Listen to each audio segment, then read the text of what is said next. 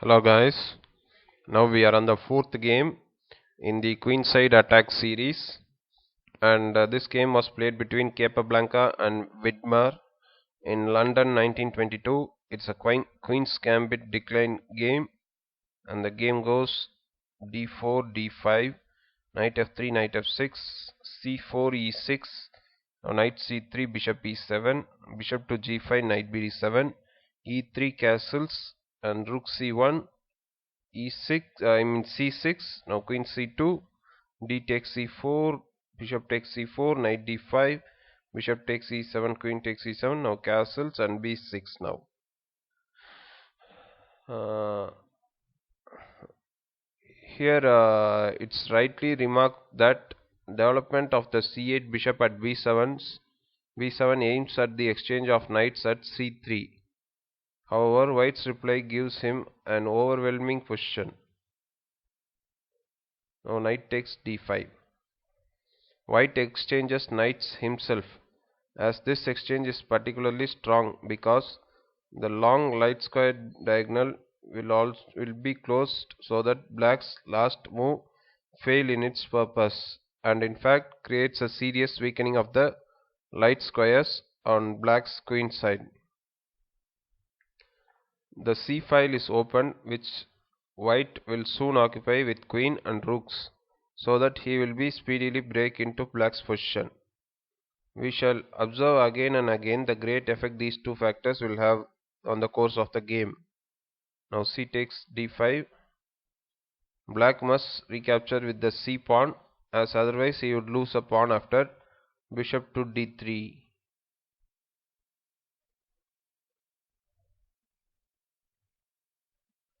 Now bishop to d3, now h6.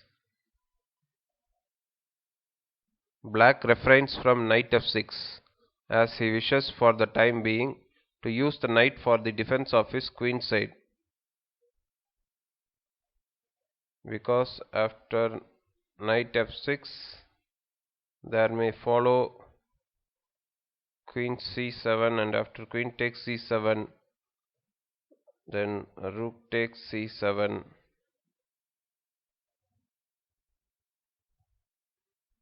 If bishop to d7, then knight e5 is coming, and now if a5, then rook f I'm sorry rook f2 c1, bishop to a6, bishop takes and rook takes, and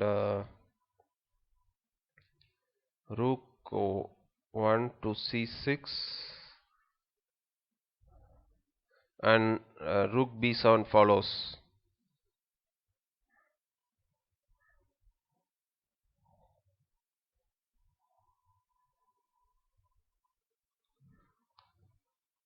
If at all after knight f6 and queen c7, if bishop to d7, then bishop to a6, then queen to b4, then knight to e5, bishop to b5, and a3, queen to a4, bishop takes and queen takes, and now rook c2, tripling major pieces on the c file.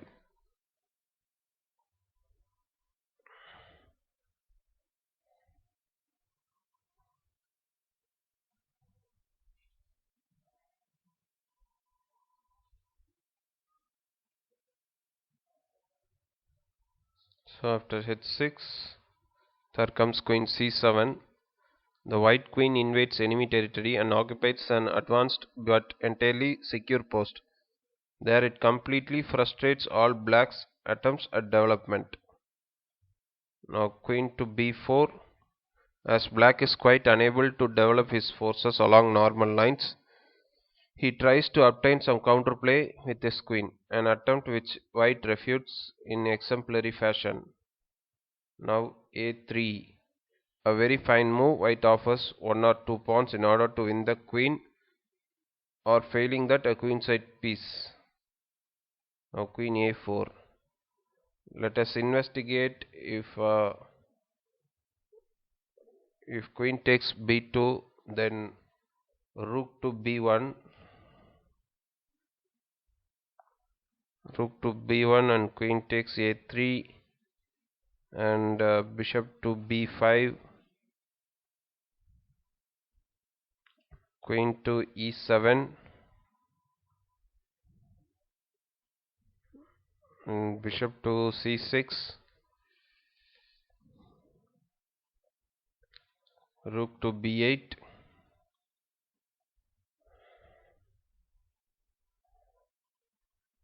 now knight to e5,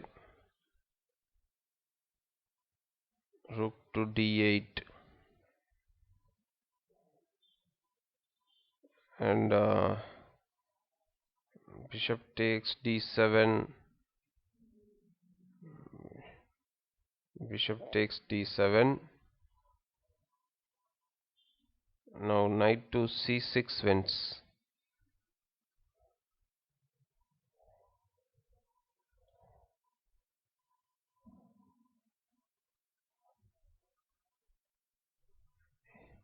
If after queen e7, instead of queen e7, if knight f6 is played, then rook a1 is coming.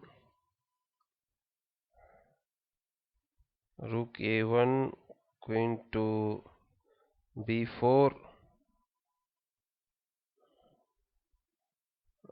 and rook fb1 wins the queen.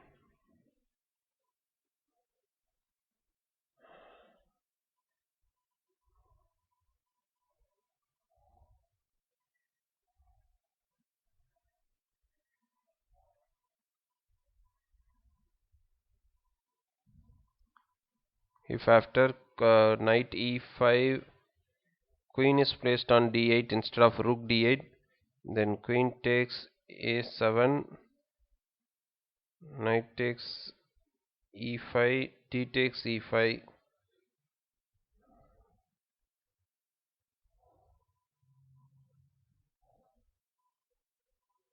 If at all queen doesn't take the pawn on b2 and chooses to come to b3, then rook to c3. Now queen takes b2. Now rook to b1, and queen to a2, and rook c. Now rook cb3, and there is no defense to the threat of queen d6 followed by rook 3 to b2, or queen c1 followed by rook 1 b2.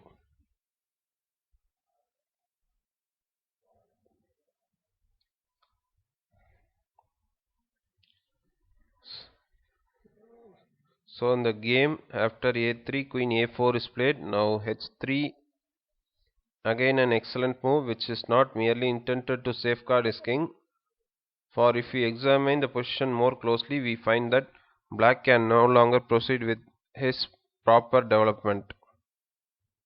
For example, if rook to b8, then knight to e5, rook to b7, and queen to d6, rook to e8, now b3, queen takes b3, and rook b1, queen a2,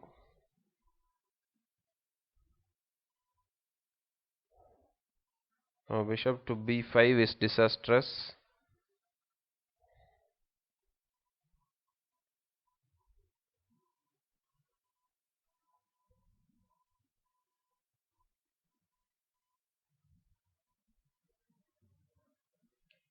at all queen c3, then rook fc1 is coming, then queen to a5, then now again bishop to b5 is coming.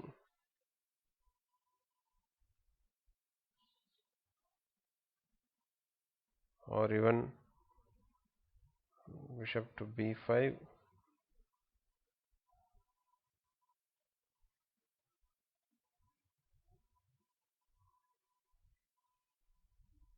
If this is played, then knight to c6 is coming.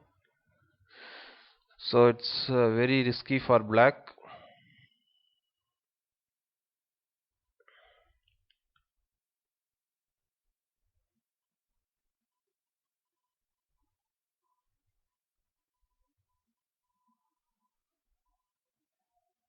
If at all knight takes e5, then bishop to c2, followed by rook takes queen takes b8 is coming.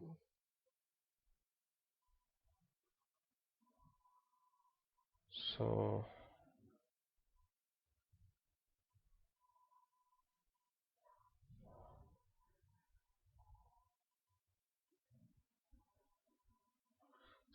white's last move h3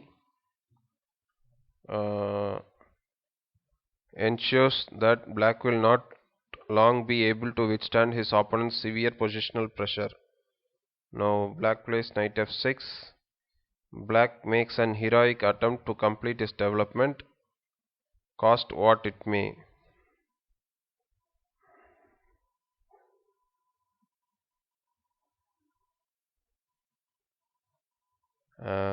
For instance, if at all g6, then rook to c3, black would still have to go in for variations shown in the notes, the variations I showed before. So after knight f6, now knight to e5, bishop to d7. If at all bishop to a6 is played, then b3 and queen to a5 and knight to c6 is coming. This would also cost a piece. So black literally has no moves here. So after bishop d7, bishop to c2, queen b5, a4. Black must leave his bishop to its fate. Now queen takes b2. Now knight takes d7, and here after knight takes d7, it would have been still stronger to play rook b1 here. After rook b1, now queen to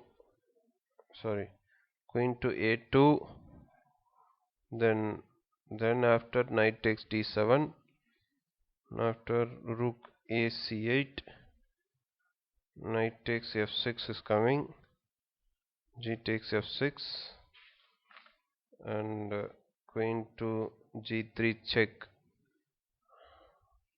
And as the bishop can move freely, white remains a piece ahead. As it is, white only wins exchange, but Capablanca speedily and soundly turns into a win.